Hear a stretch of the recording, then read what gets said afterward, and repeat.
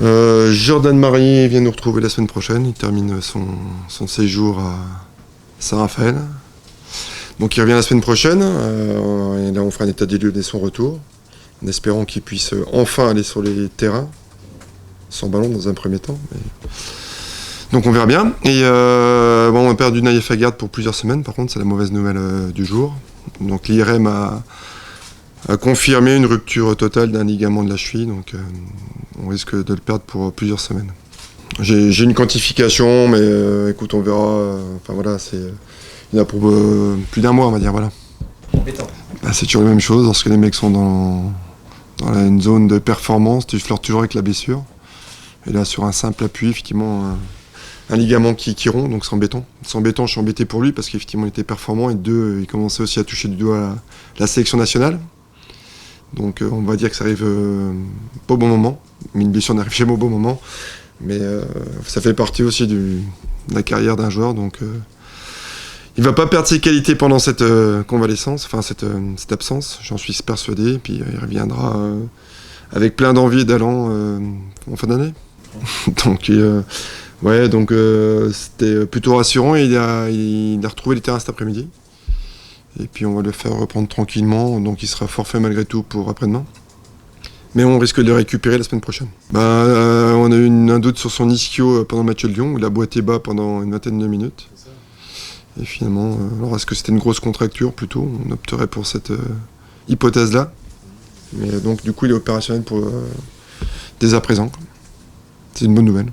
Oui, bien sûr. Écoute, non, c'est nous à ronger son frein. Pendant cette bonne période de la charnière centrale Ekole-Manga et Aguerd, mais je sens prêt à répondre à la demande.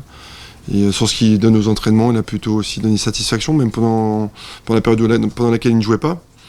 Enfin, il n'était pas dupe non plus. Vous voyez que la charnière centrale que je mettais en place était performante, mais je sais que j'ai un trio de grande qualité.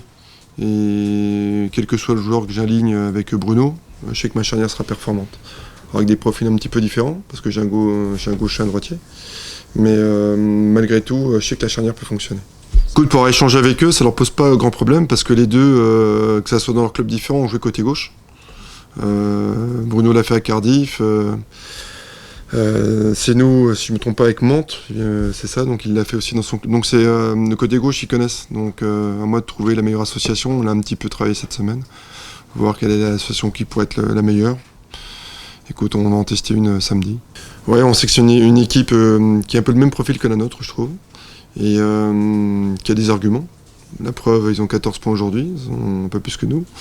Et alors, certes, c'est un match important, mais il est aussi important que les prochains. Voilà, je vous avais dit la semaine dernière que je ne m'interdisais pas de prendre des points n'importe où. La preuve, on en a pris à Lyon. Peut-être qu'on n'aurait pas... mis un copec dessus de prime abord, mais je pense qu'on peut prendre des points partout, et d'autant plus à Brest. Donc l'idée, effectivement, si on peut éviter de perdre là-bas, ce serait déjà une bonne idée, pour éviter qu'il y ait un trop grands écarts qui se creusent. Mais voilà, on a des arguments à faire valoir à l'extérieur. Écoute, je la trouve très efficace, avec un Charbonnier qui rayonne, je trouve, pour un joueur qui a beaucoup marqué en Ligue 2 et continue de marquer en Ligue 1. Et c'est une équipe qui est généreuse dans l'effort. Je reconnais bien un peu la patte d'Olivier Dalloglio là-dedans. C'est une équipe qui est généreuse dans l'effort et qui n'a pas peur de jouer. Donc son jeu de possession qu'il souhaitait ici, il l'a transféré à Brest. Donc on retrouve un petit peu le même profil d'équipe qu'il avait ici à Dijon, je trouve. Oui, et puis c'est un peu confirmé par les matchs que j'ai visionnés. Donc Olivier s'est pas travesti dans les extrêmes, même s'il a apporté quelques petites retouches particulières en fonction des joueurs qu'il a sous la main. Effectivement, c'est un peu des matchs à thème en ce moment. Moi, c'est rencontre tes anciens numéro 1. Et donc, je suis pas surpris, mais effectivement, on subodore, pour avoir vécu à ses côtés, le projet de jeu reste souvent le même. Mais donc, à moi de savoir poser des problèmes. J'ai réussi à en poser un peu à Rudy la semaine dernière. J'espère que j'en poserai un peu à Olivier cette semaine. Ouais, on va éviter de s'asseoir sur le même banc, ça sera déjà bien. Hein, mais. Alors on parle de la formation dijonnaise pour les joueurs, mais c'est pas mal au niveau des entraîneurs, finalement, ils sont un peu partout.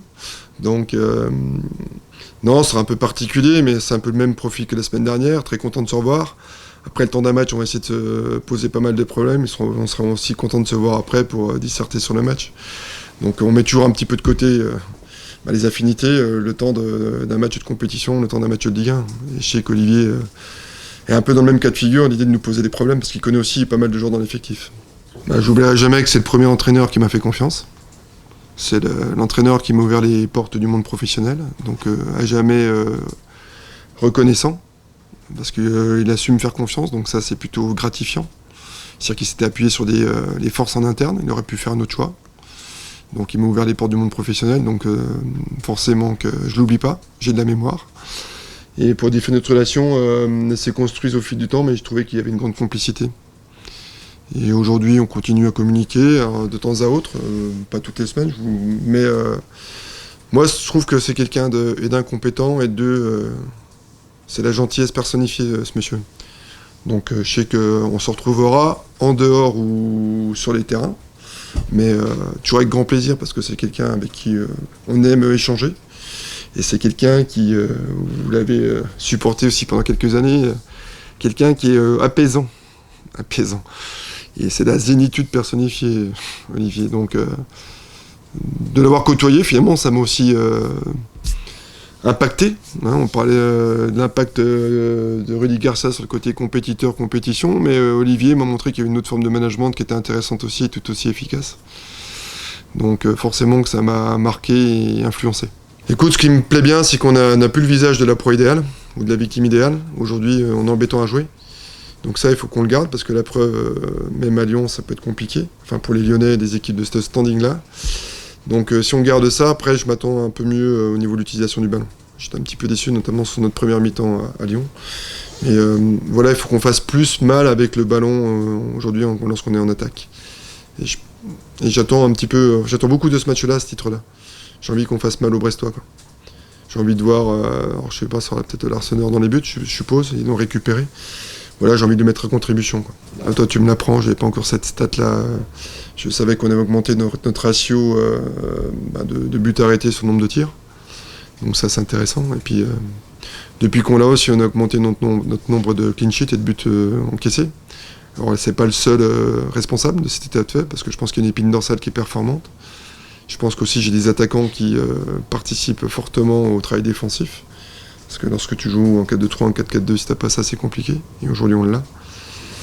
Donc voilà, c'est ce que je te disais avant, c'est que j'espère que notre niveau offensif sera aussi performant que notre niveau défensif.